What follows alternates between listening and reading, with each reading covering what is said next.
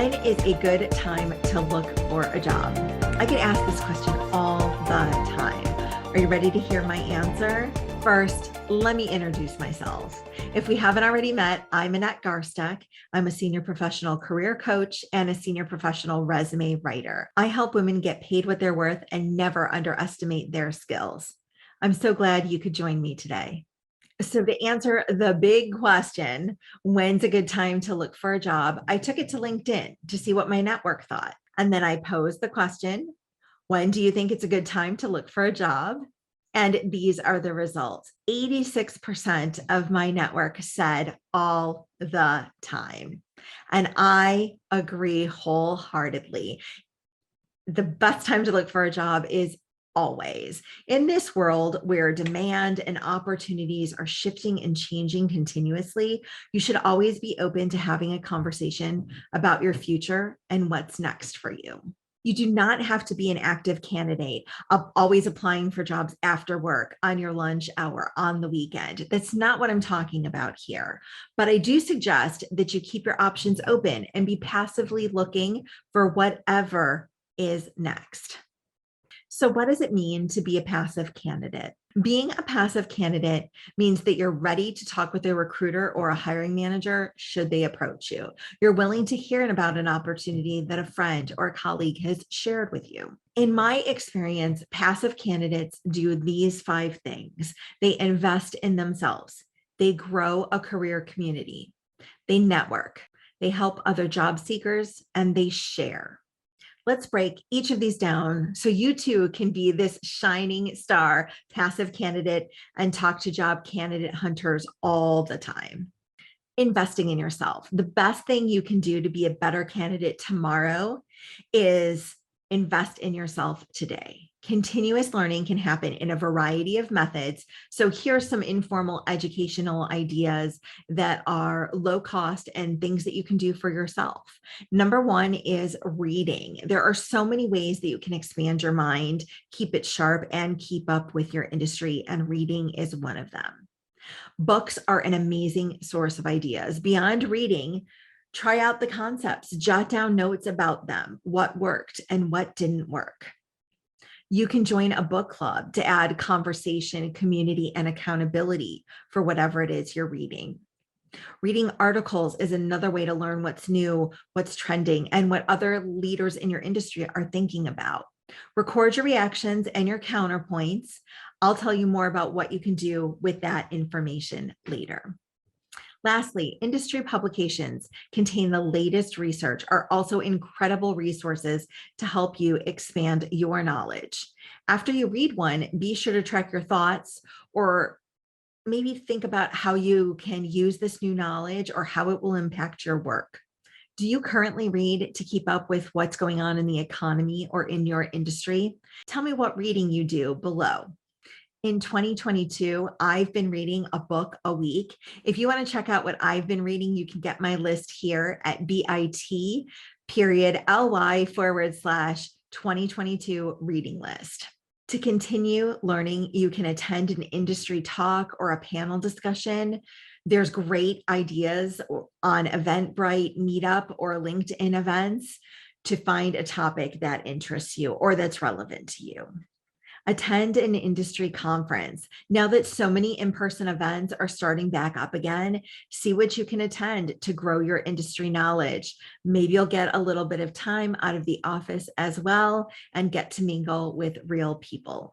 And some events are still remote. So if you don't have to leave and you would prefer that, you could probably still do it from home. Career community. What am I even talking about? What the heck is a career community? It's a group of people that you trust that would help you learn about new opportunities, especially those amazing ones that aren't even posted. You know how I feel about that. If you haven't checked out my networking video, there's a lot of information there. I'll go ahead and link it in the top right-hand corner of this video. We have all seen this meme, right? Surround yourself with women who would speak your name in a room full of opportunities. That's what you're trying to build. You're trying to build a career community where people will present opportunities or think of you or mention your name when there's no other reason that those other people would know about you except that you have this contact. So these are normally like 3 to 5 people that would help you proofread your next resume, or perhaps they are people that you can turn to discuss professional career problems or leadership problems that you're having in the office. And they'll give you candid feedback.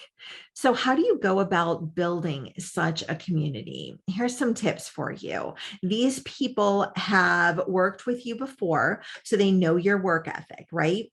They would be open to meeting with you regularly, in person, virtual, whatever works for you. They are open to discussing work-related issues. They understand confidentiality and they would keep it. And they do not currently report to you, and you do not currently report to them. These people will also hold you accountable to your career goals. Ask connections that meet this criteria to discuss work-related issues with you on a regular sort of basis. Maybe monthly is good, and also be of service to them. So all the reasons that you need them to be part of your career community, maybe you can be part of their career community. If you're struggling to get your career momentum started, know that you don't have to do this alone. Please schedule a one-on-one call with me. I'd love to hear what's challenging you and help develop a plan to solve it.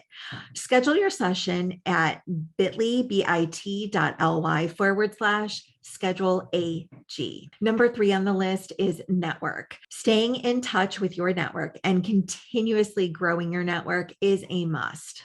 When you stay connected with regularity, when the time comes that you need to ask for help, you won't feel bad because you haven't spoken to this person in forever. To connect with new people and continue building your network, make it a goal to make new connections and interact daily. You can network in person at the coffee house or the grocery store.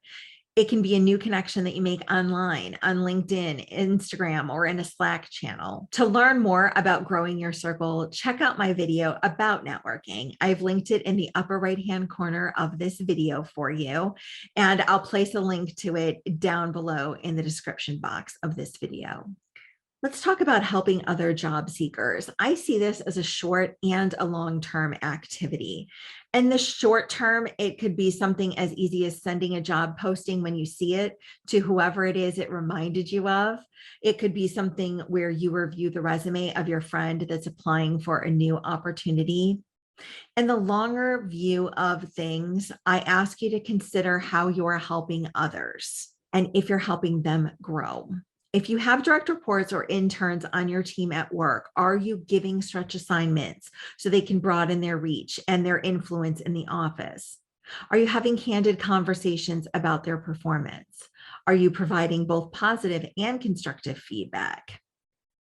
If your direct reports come to you about a different role in the company or a promotion, does your fear of losing them on your team cause you to discourage them from moving or tell them they aren't ready?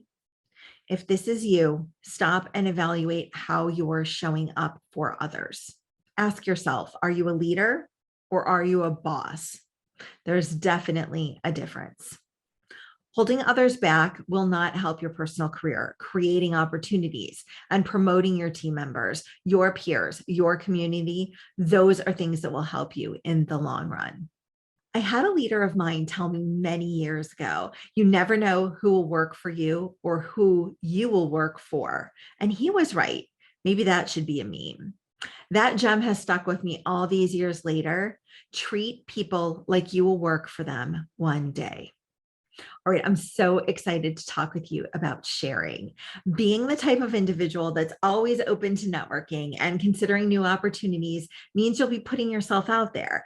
And as we have already discussed, that means investing in yourself, growing your career community, networking, and helping others with their career. Those 4 things can be done pretty much with a great deal of privacy.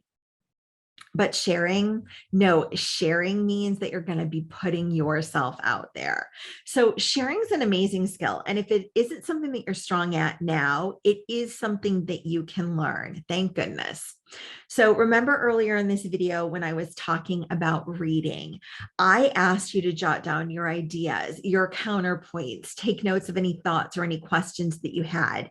Now is when you are going to use those notes for sharing purposes.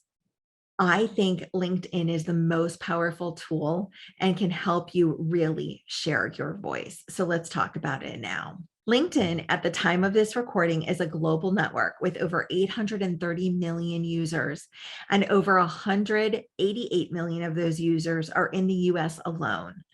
LinkedIn receives 95 job applications every second, and 6 people are hired off of LinkedIn every minute. This is a lot of potential reach for your ideas. Do you believe in the power of LinkedIn now? Here's the challenge. At least once a week, I want you to post your ideas, your thoughts, or your questions about one of the informal learnings that you had this week on LinkedIn. Before you start, though, check your company's social media policy to make sure that you're allowed to post and that you're in compliance with their company policy. Sharing wins is also a great way to reach beyond your current network. Some ideas for a post like this could be to congratulate a team member on a success they had, or recognize your whole team for a project milestone they achieved. Talk about something meaningful that happened to you that week. And here is the least risky way of putting yourself out there on LinkedIn. Are you ready? It's super easy. Comment. So go to that article that you read and comment right then and there with your thought, your question, or your idea. And it's easy, right? You can also comment and congratulate someone on their promotion or their new job. You don't have to make a post. It's not as scary. It's a low risk way to get into sharing on LinkedIn. Are you going to commit to sharing on LinkedIn this week? If you're ready, comment below. I would love to cheer you on. Let's review. It's always a good idea to be open to new opportunities. If you want to be the best candidate whenever an opportunity arises for you, stay consistent with your habits. These 5 habits are: invest in yourself, grow your career community, network, help other job seekers, and share. If you found this information helpful, please subscribe to my channel and ring the bell. This will get you notified every time I upload new videos that will help you in your professional life and your career. See you next time.